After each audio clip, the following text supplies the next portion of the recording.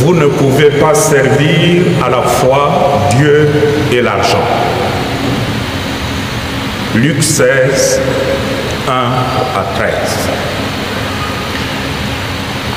Excellences, mes seigneurs les évêques, chers frères et sœurs dans le Seigneur,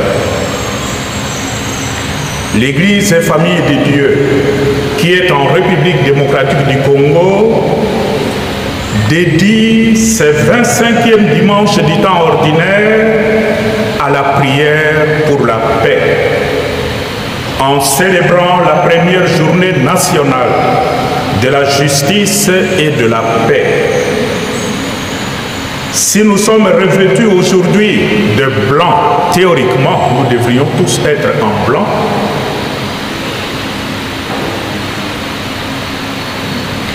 C'est pour signifier notre espérance de voir la paix fleurir dans notre pays très meurtri. Je salue avec gratitude chacun et chacune de vous venus prier pour la paix et manifester votre engagement en faveur de la justice. Je salue également ceux et celles qui nous suivent par le média, unis à nous dans la prière. En effet, la justice et la paix sont inséparables. Comme le chante le psalmiste, justice et paix s'embrassent. Psaume 84, verset 11. Justice et paix constituent le fondement de la cohésion sociale et le moteur d'un développement durable. Or, marqué depuis des décennies par des guerres et par des conflits, surtout dans le nord et le sud Kivu, dans l'Ituri et plus proche de nous, ici à Kwamut, et un peu partout à travers le pays, notre pays, la République démocratique du Congo, a un urgent besoin de retrouver ses piliers. La célébration eucharistique de ce jour se veut aussi et surtout une expression de notre solidarité envers toutes les populations qui se trouvent dans des zones de conflit, d'occupation et de détresse et qui ne savent plus vers quel saint se tourner. Mes chers diocésaines et diocésains, chaque 21 septembre, l'Organisation des Nations Unies invite le monde entier à marquer une pause et à faire le bilan en matière de justice et de paix. Cette année, pour la première fois, la Conférence épiscopale nationale du Congo, à travers sa commission Justice et Paix, a institué une journée nationale Justice et Paix pour la mobilisation spirituelle et citoyenne de notre peuple. Le thème choisi pour cette année est clair. Agissons maintenant pour l'avènement d'un monde pacifique.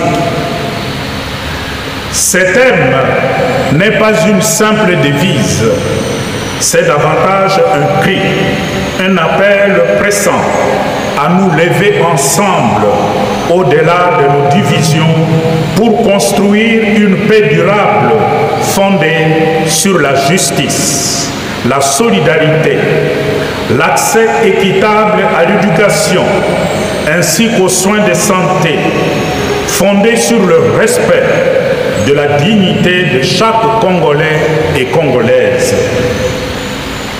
À ce moment précis, nous sommes en communion avec nos frères et sœurs de tous les 48 diocèses de notre pays qui célèbre cette journée. Durant la semaine dernière, différentes activités ont été organisées pour sensibiliser sur l'impératif de la bonne gouvernance, sur la nécessité de la participation citoyenne et sur les initiatives pour la paix, notamment les accords de Washington et de Doha, ainsi que le pacte social pour la paix et le bien-vivre ensemble en RD Congo et dans la région des Grands Lacs. L'Eucharistie, célébrée dans chaque diocèse en ce jour, est donc un signe manifeste de l'unité et de la solidarité pour notre peuple qui partage la même aspiration pour la paix et le bien-vivre ensemble. Frères et sœurs dans le Seigneur, la parole de Dieu de ce dimanche nous indique la foi à suivre pour construire la justice, la paix et le bien-vivre ensemble harmonieux.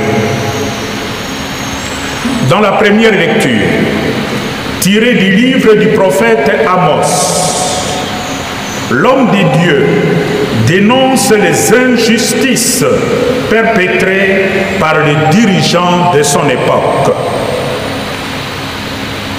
Prophète de la justice sociale, Amos dénonce de manière frontale les inégalités grandissantes dans un contexte pourtant de croissance économique. Son interpellation est sans équivoque et d'actualité brûlante. Amos écrit: écoutez ceci, vous qui écrasez les malheureux pour anéantir les humbles du pays, car vous dites, nous pourrons acheter le faible pour un peu d'argent, le malheureux pour une paire de sandales. Amos 8, 4 et 7. L'ivresse de la puissance aveugle et bouche les oreilles. Le prophète Amos emploie ici deux verbes expressifs: écraser et anéantir, pour signifier que l'exploitation du peuple se faisait avec une grande violence systémique, entraînant l'érosion des fondements de la justice sociale. Cette interpellation du prophète Amos résonne aujourd'hui avec une force saisissante, en particulier dans le contexte morose de notre pays, la République démocratique du Congo. Ici, combien de pauvres ne sont-ils pas sacrifiés sur l'autel des ambitions politiques ou économiques de puissants? Combien d'orphelins, combien de déplacés et de familles ne sont-ils pas brisés, écrasés par la guerre dont la cause principale est essentiellement économique? Oui, acheter le faible pour un peu d'argent, c'est encore une pratique de notre temps. Même beaucoup de ceux qui sont censés représenter le peuple et qui prétendent parler au nom du peuple se demandent chaque fois à quand la rentrée institutionnelle pour augmenter nos salaires, pour négocier de nouveaux véhicules et avantages, pour truquer le jeu afin de nous maintenir au pouvoir. Ainsi, Le peuple est vraiment abandonné à son triste sort et complètement anéanti. Dans la deuxième lecture, tirée de la première épître de Saint Paul à Timothée, l'apôtre recommande de prier pour tout le monde. Prier aussi pour les autorités du pays. Saint Paul exhorte en ces termes: bien-aimés, j'encourage avant tout à faire des demandes, des prières, des intercessions et des actions de grâce pour tous les hommes, pour les chefs d'État et tous ceux qui exercent l'autorité. 1 Timothée 2, 1 à 2. Tout en dénonçant les injustices, nous devons aussi intercéder afin que ceux qui détiennent l'autorité se laissent guider par la lumière de Dieu. Cette invitation est la preuve que la justice et la paix, avant d'être le fruit de l'action politique, sont avant tout des dons de Dieu. Il n'aura jamais de justice dans notre pays. Il n'aura jamais de justice autour de nous si la justice n'est pas d'abord dans nos cœurs. Voilà pourquoi la paix et la dignité humaine constituent pour Saint Paul des finalités intrinsèques de l'exercice du pouvoir. Il n'y a pas d'exercice du pouvoir qui puisse porter de fruits, mais de fruits profitables à l'ensemble de la communauté si dans nos cœurs, si dans le cœur des dirigeants, il n'y a pas le souci de la paix, de la justice et de la dignité de tout être humain. Dans l'Évangile, selon Saint Luc, Jésus raconte le récit d'un gérant rusé, malhonnête, mais habile, qui anticipe son renvoi. Il savait que d'ici peu, il va perdre son travail. Il va perdre tous les avantages qu'il a aujourd'hui. Mais ce gérant rusé va utiliser l'argent frauduleusement acquis pour se faire des amis, pour prévoir le jour quand il va perdre son poste, que les amis à qui il a donné de faveur puissent penser à lui. Curieusement, à la fin de ce récit, Jésus donne la leçon morale suivante. Faites-vous des amis avec l'argent malhonnête. Celui qui est digne de confiance dans la moindre chose est digne de confiance aussi dans une grande. Luc 16, 9 à 10. Il s'agit ici d'utiliser la richesse et le pouvoir au service du bien-être collectif, de la justice, de la solidarité et de la paix. Ces bons usages commencent par de petites fidélités, celle de la parole donnée, du respect des accords, de la gestion transparente des biens de la communauté, etc. Si déjà nous sommes faux dans les petites choses, nous serons nécessairement aussi faux dans les grandes.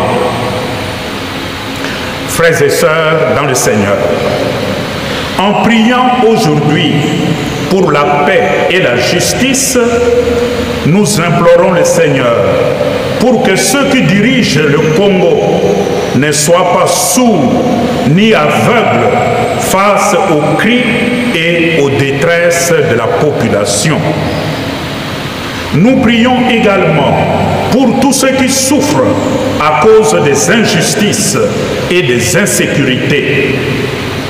Notre pays saigne de partout, mais surtout dans le nord et le sud du Kivu, dans l'Ituri et dans le plateau de Bateke, ici à Kwamout, et une partie de Kinshasa. Des familles pleurent et continuent à enterrer des victimes de conflits. Notre jeunesse s'exile faute d'avenir. Nous prions enfin pour que chaque fils et chaque fille de cette grande nation s'implique dans la recherche de la paix et de la justice. La paix et la justice se construisent. Et si nous ne nous engageons pas pour la paix et la justice, la paix et la justice ne seront jamais avec nous. Nous devons nous impliquer. La paix se construit, la justice se construit.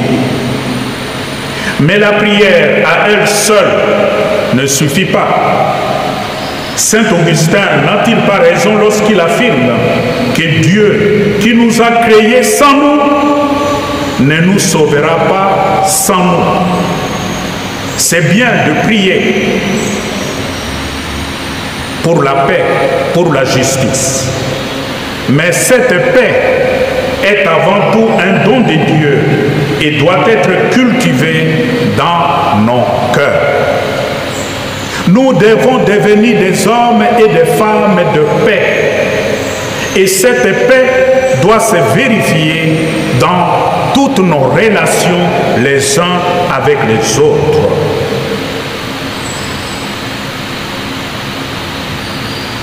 Pour qu'elle règne dans notre pays, la paix doit d'abord grandir dans nos cœurs, dans nos relations. Un artisan de paix construit cette paix avant tout dans son cœur, par la conversion, par l'amour du prochain, ainsi que la passion pour la justice et pour la vérité. Sans ce travail intérieur, tout projet de paix risque d'être fragile et illusoire. Bien plus, la paix ne viendra pas seulement des armes déposées, mais aussi de la justice rendue, de la gouvernance réformée, de la fraternité vécue. Comme le dit le pape François dans Fratelli Tutti, il n'y a pas de paix sans une réelle justice. Il n'y a pas de justice sans une culture du soin et de la solidarité.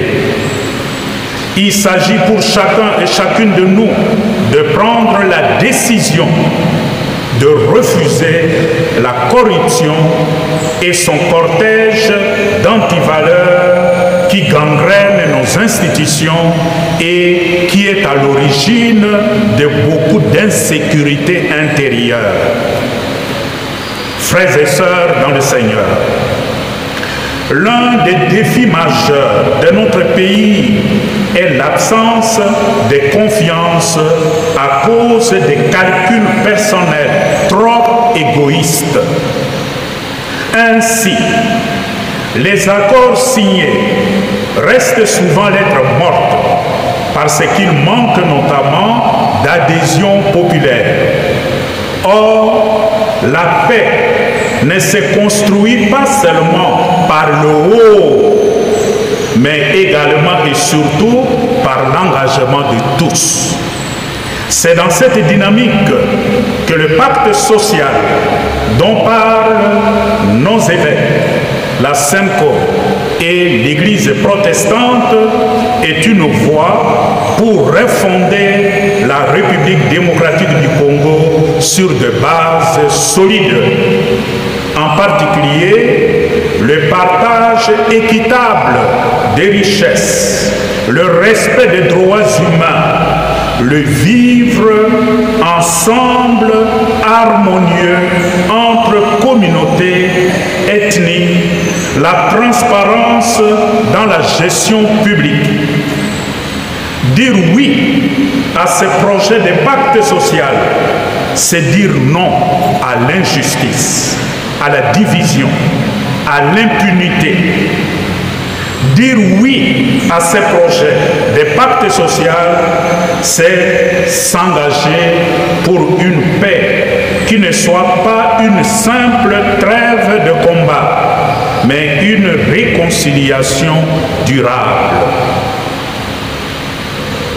Que le Seigneur, Prince de la paix, bénisse notre pays, qu'il console les victimes de guerre et de la barbarie humaine, qu'il éclaire nos dirigeants et qu'il fasse de chacun de nous un artisan de justice et de paix, en commençant dans nos familles, dans nos CVB, dans nos communautés religieuses et nos différents mouvements d'action catholique. Agissons donc maintenant pour qu'advienne un Congo pacifié et pacifique où il fera bon vivre, où les fils et filles de cette nation sauront se regarder dans les yeux avec un cœur apaisé. Amen.